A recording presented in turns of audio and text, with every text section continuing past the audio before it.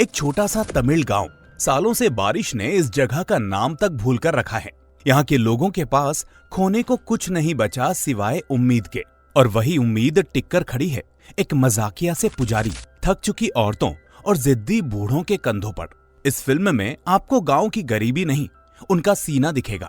सूखे खेत नहीं, सूखे हालातों के बीच पैदा होने वाली हिम्मत दिखेगी। ये कहानी है पानी की तलाश से शुरू होने वाले एक ऐसे तमाशे की, जो आपको एक ऐसे सफर पर ले जाएगी जिसे आप कभी भूल नहीं पाएंगे। 7.9 की IMDb रेटिंग वाली ये मूवी आज मैं आपके सामने एक्सप्लेन करने जा रहा हूँ। उम्मीद है जो मैं आपको दिखाने की कोशिश कर रहा हूँ उसका महत्व आप समझ पाएंगे। तो दोस्तों, मूवी का नाम आप स्क्रीन पर देख सकते हैं। चलिए फिर शुरू करते हैं आज की ये एक्सप्लेनेशन। कहानी की शुरुआत तमिलनाडु के एक बहुत ही छोटे से गांव से होती है। यहाँ सालों से बारिश ही नहीं हुई है। इस वजह से गांव के लोगों की जिंदगी बहुत ही मुश्किल हो चुकी है। हम देखते हैं कि पूरे गांव की सफाई करने वाला एक बहुत ही बूढ़ा आदमी रोज आसमान की तरफ देखकर भगवान से प्रार्थना करता रहता है। हे भगवान, मेरे मरने से पहले इस गांव में एक बार बारिश तो बरसा दे। असल में कई साल बीत जाते हैं लेकिन आसमान सूखा ही रहता है। अब गांव में अनाउंसमेंट होता है कि कुछ दिनों बाद एक बड़ा फेस्टिवल होने वाला है। इसलिए गांव वाले आपस में तय करते हैं कि अगर वो अपने कुलदेव की पूजा करेंगे तो शायद बारिश हो जाए। तो इस तरह फेस्टिवल वाले दिन सारे गांव वाले मिलकर गांव के छोटे से मंदिर के पास इकट्ठा हो जाते हैं। उसी मंदिर से थोड़ी दूरी पर मणिवासन नाम का एक लड़का आराम से बैठा होता है। यही वो है जो गांव में पुजारी का काम भी करता है। अब हम देखते हैं कि गांव का एक आदमी उसके पास आता है और कहता है, सारे गांव वाले तुम्हारी पूजा का इंतजार कर रहे हैं, चलो मंदिर। लेकिन मणिवासन मन ही मन बड़बड़ाता है, इतने सालों से तुम लोग पूजा पाठ करवा रहे हो पर बारिश नहीं हुई, आज पूजा करवा देने से क्या हो जाएगा। लेकिन वो फिर भी उठकर मंदिर पहुंचता है, कुछ पूजा विधि करता है और लोगों को दिलासा देता है कि जल्द ही हमारे गांव में बारिश जरूर होगी। आगे हमें पता चलता है कि इस गांव में पानी लाने की जिम्मेदारी ज्यादातर औरतों पर है। रोज सुबह गांव की औरतें घड़ों के साथ बहुत दूर तक चलकर पानी भरने जाती हैं और भारी घड़े सिर पर उठाकर वापस लौटती हैं। ये उनकी रोजमर्रा की थकाऊ और दर्द भरी दिनचर्या बन चुकी है। आखिरकार गांव वाले तय करते हैं कि अब उन्हें सीधा सरकारी अफसरों के पास जाकर शिकायत करनी होगी। इसलिए अगले दिन पूरा गांव इकट्ठा होकर डिस्ट्रिक्ट कलेक्टर के ऑफिस पहुंचता है। वो कलेक्टर से हाथ जोड़कर कहते हैं, साहब, हमारे गांव में पानी की बहुत कमी है, कई सालों से बारिश नहीं हुई, आप ही हमारी मदद कर सकते हैं। तो कलेक्टर औपचारिक तौर पर उन्हें दिलासा देता है, 1 हफ्ते के अंदर आपकी प्रॉब्लम सॉल्व हो जाएगी, आप लोग फिक्र मत करिए। लेकिन हफ्ता क्या, कई दिन गुजर जाते हैं, लेकिन फिर भी सरकार की तरफ से कोई ठोस कदम उठाया नहीं जाता, जिस वजह से गांव वाले फिर पहले की ही तरह बहुत दूर से पानी ढोने को मजबूर हो जाते हैं। इधर मणिवासन की बात करें तो वो अपने बगल वाले गांव की एक लड़की से प्यार करता है। साथ ही वो लड़की भी मणिवासन को पसंद करती है। शादी की बात आगे बढ़ाने के लिए मणिवासन और गांव के कुछ लोग उस लड़की के घर रिश्ता लेकर जाते हैं। तभी लड़की के पिता उन्हें बैठाकर कहते हैं, मैं मणिवासन को बहुत अच्छी तरह से जानता हूँ, बहुत ही अच्छा लड़का है, पुजारी भी है, लेकिन मैं अपनी बेटी की शादी तुम्हारे गांव में नहीं कर सकता क्योंकि वहां पानी की बहुत ही समस्या है। शादी के बाद आम औरतों की तरह मेरी बेटी को भी रोज बहुत दूर तक जाकर पानी लाना पड़ेगा और इसी में उसकी आधी उम्र निकल जाएगी। तुम लोग पहले अपने गांव की पानी की समस्या का हल निकालो, फिर मेरे घर आओ, मैं बिना हिचक अपनी बेटी की शादी मणिवासन से करवा दूंगा। उसी रात गांव के बड़े बुजुर्ग एक जगह इकट्ठा होकर पानी की समस्या पर चर्चा करते हैं। तभी एक औरत कहती है, सबसे पहले हमें ये पता लगाना होगा कि हमारे गांव में किस जगह पर पानी है। अगर जगह मिल गई तो हम वहां बोरवेल खुदवा सकते हैं। फिर अगले दिन गांव वाले एक बहुत ही बूढ़े पानी खोजने वाले आदमी को बुलाते हैं, जो हाथ में एक खास छड़ी लेकर जमीन पर घूम घूम कर देखता है कि कहाँ पानी हो सकता है। उसके हिसाब से जहाँ जमीन के नीचे पानी होगा वहां उसकी छड़ी अपने आप घूम जाएगी। अब वो बूढ़ा आदमी पूरे गांव में चक्कर लगाता है, लेकिन छड़ी किसी भी जगह घूमती ही नहीं। ऊपर से वो बार बार छड़ी बदलता रहता है। एक छड़ी फेंक कर कहता है, ये सही नहीं है, दूसरी लेकर आओ। फिर जब गांव वाले दूसरी छड़ी देते हैं वो फिर से घुमाता है, लेकिन फिर वही कहता है कि ये छड़ी भी ठीक नहीं है, और इस तरह वो छड़ियों को कई बार बदलता रहता है। अब आखिरकार शाम होते होते वो एक जगह पर रुकता है और कहता है, यहीं पानी हो सकता है, इसलिए तुम लोग यहीं खुदाई करो। ये सुनकर गांव वाले खुशी से झूम उठते हैं कि आखिरकार हमारे गांव के अच्छे दिन आने वाले हैं, पानी मिल ही गया। लेकिन अब दिक्कत यह है कि जिस जगह वो बूढ़ा आदमी इशारा करता है वो जगह असल में मणिवासन के घर के सामने की जमीन निकलती है। इसलिए अब गांव वाले मनीवासन के पास आकर कहते हैं, पूरे गांव में सिर्फ तुम्हारे घर के सामने पानी मिलने के चांस हैं। अगर यहाँ बोरवेल डलवा दें तो पूरे गांव की प्यास बुझ सकती है। ये सुनकर मनीवासन कहता है, वो जगह मेरी नहीं, मेरे दादाजी की है। आप लोग उनसे जाकर इजाजत मांगिए। अब यहाँ हमें पता चलता है कि मनीवासन के दादाजी एक पुराने जमाने के फ्रीडम फाइटर हैं, जिनकी इज्जत गांव में बहुत ज्यादा है। फिर गांव वाले उनके पास जाकर विनती करते हैं कि आपके घर के सामने वाली जगह पर पानी होने के चांसेस हैं। अगर वहां बोरवेल पड़ जाए तो हमारे गांव की बड़ी समस्या खत्म हो जाएगी। ये सुनकर मनीवासन के दादा सीधे सीधे अपने घर के सामने खुदाई की इजाजत देने से मना कर देते हैं। अब ज्यादा रिक्वेस्ट करने पर वो एक शर्त रखते हैं और कहते हैं कि यहाँ पर तो नहीं, लेकिन थोड़ी दूर आसपास जाकर खुदाई कर लो। मैं बस वही जगह देने को तैयार हूँ, मेरे घर के सामने नहीं। इसके बाद गांव वाले ये बात मनीवासन को बताते हैं तो मनीवासन भी मजबूर होकर कहता है, जैसा मेरे दादाजी ने कहा आप लोग वैसा ही कर लो, मैं उनके फैसले के खिलाफ कुछ नहीं कर सकता। तो इस तरह से अब अगले दिन सारे गांव वाले उस दूसरी तय की हुई जगह पर इकट्ठा होते हैं और वहां बोरवेल खुदवाने से पहले मनीवासन से एक छोटी सी पूजा करवाते हैं। अब तो बेचारा मनीवासन भी चाहता है कि गांव में पानी की समस्या जल्दी ही खत्म हो ताकि उसकी शादी भी पक्की हो सके। इस तरह पूजा करते हुए उसके दिमाग में बस यही चल रहा होता है, अगर यहाँ पानी निकल आया तो शायद मेरी शादी भी जल्दी हो जाए। फिर मनीवासन थोड़ी पूजा पाठ करवाने के बाद जेसीबी बुलाकर उस तय की हुई जगह पर खुदाई शुरू करवा देता है।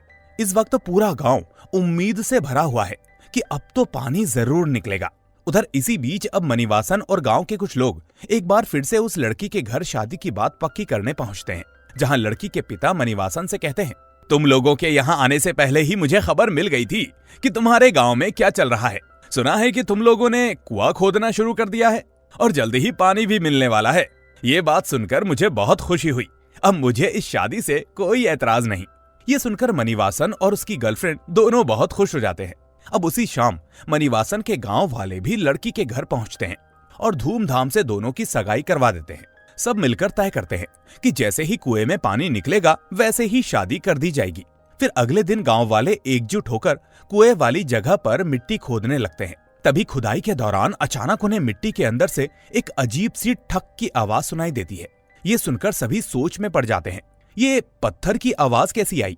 हमारे गांव में इतना बड़ा पत्थर कहां से आया?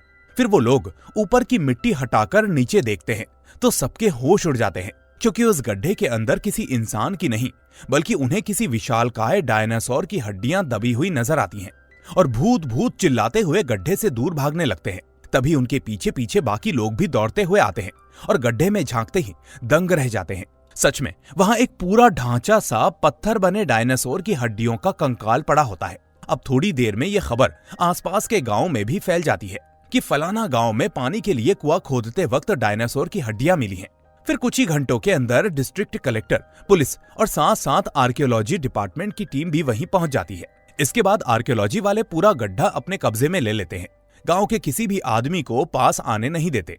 एक छोटे से गांव में डायनासोर की हड्डियां मिलना कोई मामूली बात नहीं थी, इसीलिए डिपार्टमेंट वाले उस जगह को रिसर्च साइट घोषित कर देते हैं और गांव की जमीन, खासकर उस हिस्से पर पूरा कंट्रोल ले लेते हैं।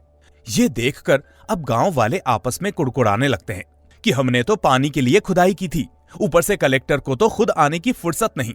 अब ये हड्डियां देखकर सारे बड़े बड़े अफसर यहीं डेरा जमाए बैठे हैं। हमारी समस्या की तो किसी को परवाह ही नहीं। अब गांव का सरपंच भी आर्कियोलॉजी ऑफिसरों से बात करने की कोशिश करता है, लेकिन वो उसे भी ज्यादा घास नहीं डालते।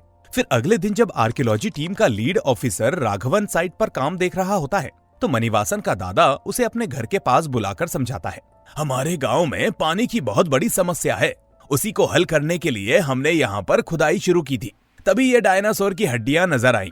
आप लोग आए, पूरा एरिया कब्जे में ले लिया। इतने सालों से कलेक्टर हमारे गांव की तरफ देखना नहीं चाहता था, इन हड्डियों के लिए खुद आ गया, लेकिन हमारी प्यास की किसी को फिक्र नहीं।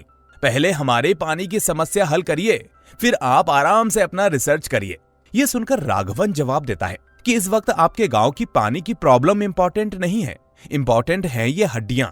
जब दुनिया को पता चलेगा कि यहाँ इतने पुराने डायनासोर फॉसिल मिले हैं तो देश का नाम रोशन होगा। उसी रात मनीवासन और कुछ गांव वाले आर्कियोलॉजी के टेंट के पास जाते हैं और गुस्से में कहते हैं, सर आप लोग अपनी हड्डियां लेकर यहाँ से जाइए, हमें पानी के लिए खुदाई करनी है। ये गड्ढा हमारे लिए कुआं है, आपकी प्रयोगशाला नहीं। लेकिन राघवन और उसकी टीम साफ मना कर देती है। उनके साथ एक लेडी आर्कियोलॉजिस्ट भी होती है जो कहती है, हम ये हड्डियां यहाँ से कहीं नहीं ले जा सकते, ऊपर से नियम के हिसाब से रिसर्च हमें यहीं करनी होगी। अब यहाँ एक बात और थी कि गांव का सरपंच भी अपने ही लोगों के खिलाफ जाकर आर्कियोलॉजी वालों का साथ देता रहता है। यानी एक तरह से थोड़ी रिश्वत और फायदे के लालच में वो गांव वालों की बात को दबाने की कोशिश करता है। इस वजह से पूरा गांव सरपंच पर भड़क उठता है और सब उसे जमकर भला बुरा कहते हैं। इस सब राजनीति और साइंस की बहस के बीच गांव का वही बूढ़ा सफाई करने वाला आदमी अब भी हर रोज की तरह सुबह उठकर पूरे गांव की झाड़ू लगाता है, कचरा उठाता है और आसमान की तरफ देखकर बस एक ही दुआ करता है, हे भगवान, मेरे मरने से पहले इस गांव में बारिश बरसा दे। इधर आर्कियोलॉजी वाले उस गड्ढे को और भी ज्यादा चौड़ा करने लगते हैं। उन्हें समझ में आ जाता है कि हड्डियों का यह ढांचा काफी बड़े एरिया में फैला हो सकता है, इसलिए वो खुदाई को धीरे धीरे गांव के अंदर की तरफ बढ़ाते हैं। अब इसी प्रोसेस में मणिवासन का घर भी उस खुदाई की रेंज में आ जाता है। लगातार खुदाई के कंपन और मिट्टी खिसकने की वजह से उसका पुराना घर अचानक से ढह जाता है, जबकि उस वक्त उसके दादाजी घर के अंदर ही होते हैं। फिर घर गिरने की आवाज सुनते ही गांव वाले दौड़ते हुए आते हैं और मलबा हटाकर बड़ी मुश्किल से मणिवासन के दादा को बाहर निकालते हैं। लेकिन अफसोस, तब तक वो दम तोड़ चुके होते हैं। यहाँ अपने दादा को मरा हुआ देखकर मणिवासन फूट फूट कर रो पड़ता है। उसे बहुत ग्लानि होती है क्योंकि वो अपने दादा से बेहद प्यार करता था और उनका बहुत सम्मान करता था। रात होते होते गांव का एक आदमी मणिवासन को समझाता है, जो होना था हो गया मणिवासन, अब अपने दादाजी का घर के पीछे शांति से अंतिम संस्कार कर दो। लेकिन मणिवासन इसके लिए साफ मना कर देता है। वो कहता है, मेरे दादाजी कोई आम आदमी नहीं थे, वो फ्रीडम फाइटर थे, देश के लिए लड़े थे। इतने महान इंसान का घर के पीछे चुपके से अंतिम संस्कार करना उनके साथ नाइंसाफी होगी। उनका दाह संस्कार घर के सामने, सबके सामने होगा। वो आगे कहता है, इन्हीं लोगों की वजह से मेरा घर गिर गया, मेरे दादाजी की जान गई, ऐसा गड्ढा हमें नहीं चाहिए। इस तरह अब वो खुद फावड़ा उठाकर उस गड्ढे में दोबारा मिट्टी भरना शुरू कर देता है। यहाँ धीरे धीरे बाकी गांव वाले भी उसकी बात से सहमत हो जाते हैं और सब मिलकर उस गड्ढे को भरने लगते हैं। हमें फॉसिल नहीं, हमें पानी चाहिए, हमें शोहरत नहीं, हमें जिंदा रहने का हक चाहिए। यहाँ मणिवासन और गांव वालों को गड्ढा भरते देख आर्कियोलॉजी डिपार्टमेंट की वो मैडम घबरा जाती हैं और तुरंत कलेक्टर को फोन करके सारी बात बता देती है। सर, गांव वाले हमें काम करने नहीं दे रहे हैं, फॉसिल वाले गड्ढे में मिट्टी भर रहे हैं। ये सुनकर कलेक्टर तुरंत वहां पुलिस फोर्स भेज देता है। अब पुलिस आकर गड्ढे की साइट को घेर लेती है और साथ ही मणिवासन के दादा की लाश को गवर्नमेंट हॉस्पिटल ले जाती है ताकि पोस्टमार्टम और बाकी औपचारिकताएं पूरी की जा सके। फिर फॉर्मेलिटीज पूरी करने के बाद पुलिस वाले मणिवासन के दादा की डेड बॉडी गांव वालों को सौंप देते हैं। इसके बाद गांव वाले मिलकर लाश को गांव के कब्रिस्तान में ले जाते हैं और वहीं उनका अंतिम संस्कार शुरू कर देते हैं। ये सब देखकर मणिवासन अंदर से टूट चुका होता है, लेकिन उसे ये तरीका पसंद नहीं आता क्योंकि वो चाहता था कि दादा का दाह संस्कार घर के सामने सम्मान के साथ हो। वो दूर खड़ा सब देखता रहता है, लेकिन बेचारा कुछ कह नहीं पाता। वहीं गांव का वो बूढ़ा सफाई वाला आदमी भी दूर से ये सब देखता है। अब वो फिर से आसमान की तरफ देखकर प्रार्थना करता है, हे भगवान, मेरे मरने से पहले इस गांव में बारिश बरसा दे। उसी रात मणिवासन एक तरफ अकेला उदास बैठा होता है। तभी राघवन, वही आर्कियोलॉजी वाला ऑफिसर, उसके पास आता है और थोड़ा सहानुभूति दिखाते हुए कहता है, मैं तुम्हारी प्रॉब्लम समझता हूँ, इसका एक छोटा सा सॉल्यूशन है। कुछ दिनों के बाद मिनिस्टर साहब खुद इस डायनासोर की हड्डियों को देखने तुम्हारे गांव पर आने वाले हैं। तुम सब गांव वाले मिलकर उनसे सीधे मिलो, अपनी पानी वाली समस्या बताओ, वही तुम्हारी प्रॉब्लम सॉल्व कर सकते हैं। ये आइडिया मैंने दिया है, ये बात किसी से मत कहना। इसके बाद अगले दिन राघवन और उसकी बॉस यानी वो लेडी आर्कियोलॉजिस्ट एक लाइब्रेरी में जाकर इस गांव का पुराना मैप निकालते हैं। तभी मैप को देखकर उन्हें अंदाजा होता है कि फॉसिल सिर्फ एक जगह नहीं बल्कि पूरे गांव के नीचे तक फैले हो सकते हैं। फिर वो गांव के सरपंच के पास जाते हैं और मैप दिखाकर कहते हैं, हमें लगता है कि डायनासोर की हड्डियां पूरे गांव की जमीन के नीचे फैली है। आप सारे गांव वालों को यहां से खाली करवाइए, ये पूरा गांव रिसर्च के लिए हमें दे दीजिए। ये सुनकर सरपंच पहले तो घबराकर कहता है, मैडम, ये कैसी बातें कर रही हैं आप? हमारे गांव में पानी की समस्या है, उसी के लिए तो खुदाई शुरू की थी। अब हड्डियां मिल गईं तो आपने पानी का काम रुकवा दिया और अब पूरा का पूरा गांव खाली करवाना चाहती हैं। ऐसा नहीं हो सकता। फिर तुरंत डील की भाषा में जोड़ता है, अगर गांव खाली कराना है तो गांव वालों को उनकी जमीन के पैसे देने पड़ेंगे, फिलहाल यहाँ जमीन का रेट कम से कम 5 लाख रुपए प्रति बीघा तो चल रहा है। ये सुनकर मैडम कहती है, आप फिक्र मत करिए, मैं मिनिस्टर से बात करके हर गांव वाले को मुआवजा दिलवाऊंगी। जिसके पास जितनी जमीन होगी उसे उसी हिसाब से पैसा मिलेगा। इसके बाद रात को सरपंच गांव की मीटिंग बुलाता है। वो सबके सामने कहता है, हमारे गांव में सालों से पानी की समस्या है, बारिश भी नहीं हो रही। चलो एक काम करते हैं, ये गांव खाली कर देते हैं और दूसरी जगह शिफ्ट हो जाते हैं। मैं सरकार से बात करके आप सबको प्रति सेंट के हिसाब से 10,000 रुपए दिलवा दूंगा। असल में उसका प्लान साफ होता है। सरकार से जो 5 लाख रुपए प्रति सेंट मिल सकते हैं, उनमें से गांव वालों को सिर्फ 10,000 रुपए दिलवाकर बाकी लाखों रुपए खुद हड़प लेना। लेकिन सरपंच की ये बात सुनते ही गांव वाले भड़क उठते हैं। हम तो इन बाहरी लोगों को भगाने की सोच रहे हैं और तुम हमारे ही खिलाफ प्लान बना रहे हो। यह हमारा गांव है, हमारे बाप दादाओं की जमीन है, यहीं जन्मे हैं, यहीं मरेंगे, हमें कोई नहीं हटा सकता। इस तरह से वो सरपंच से जोर जोर से बहस करते हैं, गालियां देते हैं, जिसके बाद घबराकर सरपंच वहां से भाग जाता है। अब थोड़ी देर बाद मनीवासन वहां आता है। फिर गांव वाले उसे पूरी बात बताते हैं, मिनिस्टर, मुआवजा, गांव खाली कराने का प्लान, सब कुछ। अब मनीवासन गुस्से और दुख में कहता है, मेरे दादाजी ने तो ये जमीन गांव वालों की भलाई के लिए दी थी ताकि पानी निकले। अब सरकार हमें ही यहाँ से भगाना चाहती है। अगर हम अपना गांव छोड़कर चले गए तो जिंदा रहकर भी मरने जैसा होगा। यह हमारी जमीन है, हमारा गांव है, हमें अपने हक के लिए लड़ना होगा।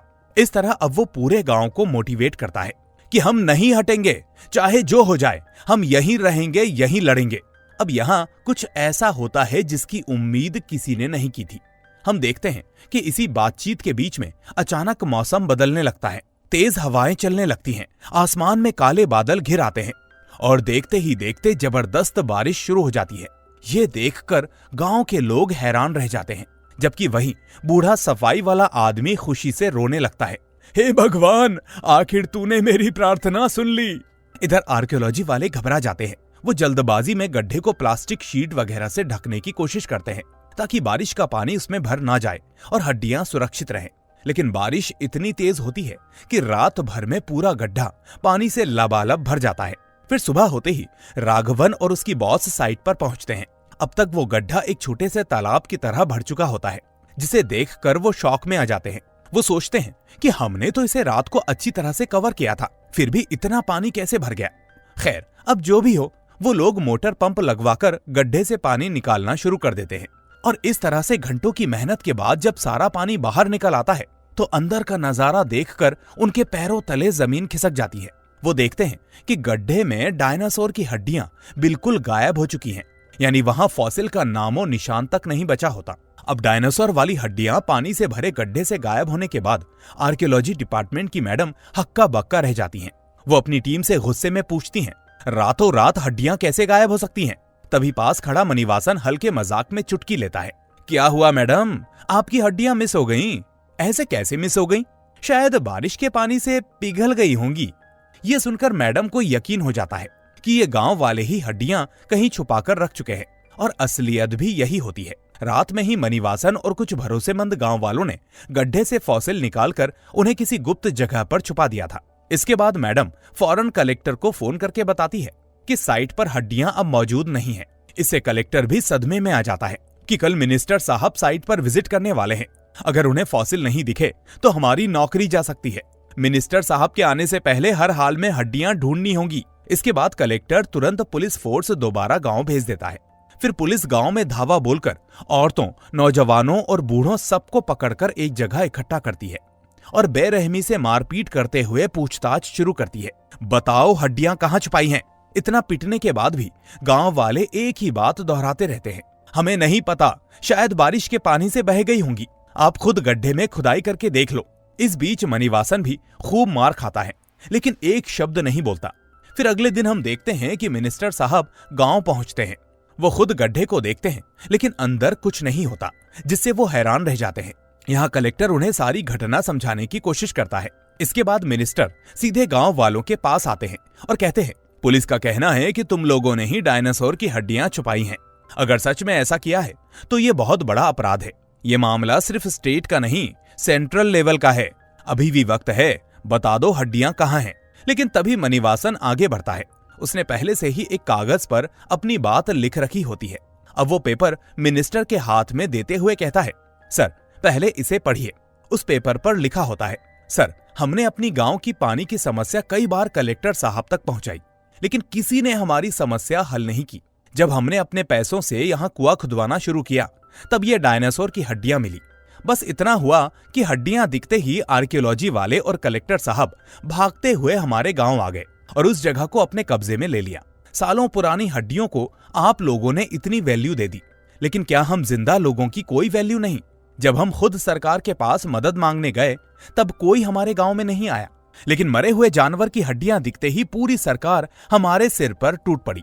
क्या ऐसी सरकार है आपकी जहां मरे हुए जानवर की कीमत तो है लेकिन जिंदा इंसानों की नहीं?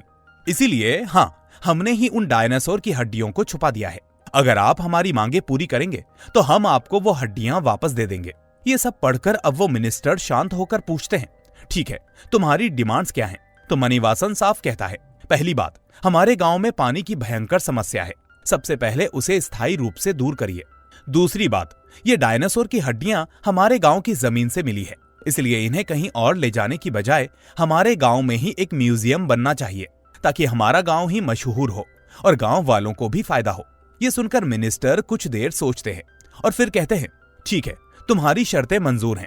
इसके बाद वो पेपर पर साइन कर देते हैं और आधिकारिक रूप से वादा करते हैं कि गांव में पानी की टंकी और डायनासोर म्यूजियम दोनों बनेंगे। अब कुछ समय के बाद हम देखते हैं कि गांव में एक बड़ी पानी की टंकी बन चुकी है और पाइपलाइन से पूरे गांव में पानी पहुंच रहा होता है और वर्षों पुरानी प्यास की समस्या खत्म हो चुकी है। इसी दौरान मणिवासन की शादी भी हो जाती है जैसा पहले तय हुआ था। फिर पानी की टंकी से पहली बार पानी निकलते हुए मणिवासन घड़ा भरता है और मंदिर की तरफ चलता है ताकि पहला पानी भगवान को चढ़ाए।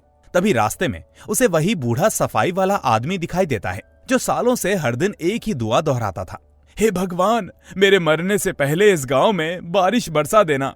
अब उस बूढ़े सफाई वाले आदमी को देखकर मणिवासन समझ जाता है कि इस पानी पर सबसे पहला हक उसी बूढ़े का है।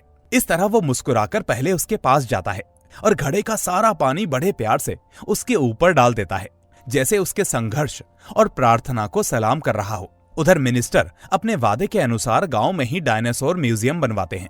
इसके बाद फॉसिल्स को सहेज कर एक कांच के कमरे में रख दिया जाता है। साथ ही गांव वाले भी हड्डियों के पास एक छोटा सा मंदिर बना देते हैं। उनका मानना है कि इन्हीं हड्डियों की वजह से भगवान ने उनकी सुन ली, सरकार हिली और गांव की किस्मत बदल गई। अब गांव के लोग उस डायनासोर के एक छोटे से शेल के टुकड़े की पूजा करते हैं, उसे किसी देवता की तरह मानते हैं, क्योंकि उसी के बहाने उन्हें पानी, सम्मान और अपनी आवाज की ताकत का एहसास हुआ। और यहीं पर यह मूवी खत्म हो जाती है। तो दोस्तों, ये थी एक ऐसी सिनेमैटिक यात्रा जहां एक सिंपल सा सवाल, पानी किसका हक है, धीरे धीरे इंसान की कीमत क्या है तक पहुंच जाता है। गांव, सिस्टम और विज्ञान तीनों टकराते हैं, लेकिन बीच में खड़ा आम आदमी हमें बार बार याद दिलाता है कि सबसे बड़ी ताकत अभी भी एकजुट आवाज में ही छुपी है। दोस्तों, अगर आपको ये मूवी पसंद आई है तो वीडियो को लाइक करके चैनल को सब्सक्राइब करके बेल आइकन प्रेस कर लेना ताकि आने वाली कोई भी वीडियो आपसे मिस ना हो।